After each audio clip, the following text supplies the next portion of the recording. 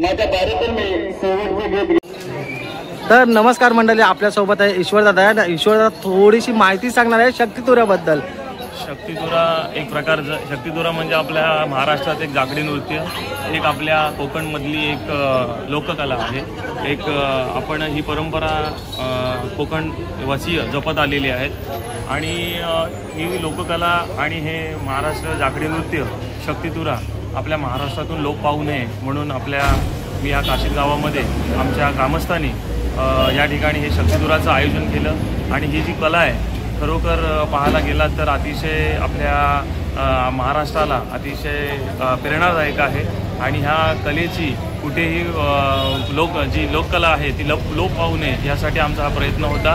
तर असे शक्तितुरेचे कार्यक्रम आम्ही दरवर्षी काशीद गावामध्ये आणण्याचा प्रयत्न करू. धन्यवाद.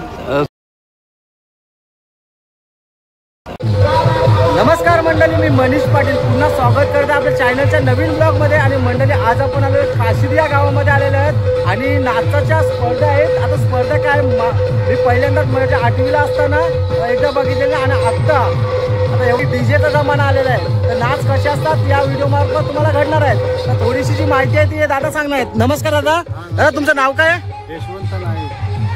यशवंत नाईक. हा, यशवंत दादा आहेत. तर थोडीफार माहिती सांग. तुरा म्हणजे शक्तीचा नाच म्हणजे असा आहे की लेडीजचा नाच शक्ती असतो आणि तुराचा नाच म्हणजे जेंट्स असतात. ह्याच्यामध्ये दोघांमध्ये म्हणजे असे गाण्यांबद्दल म्हणजे अशी भांड असते त्यांचा. म्हणजे जंगी सामना बघणार आहात यामध्ये.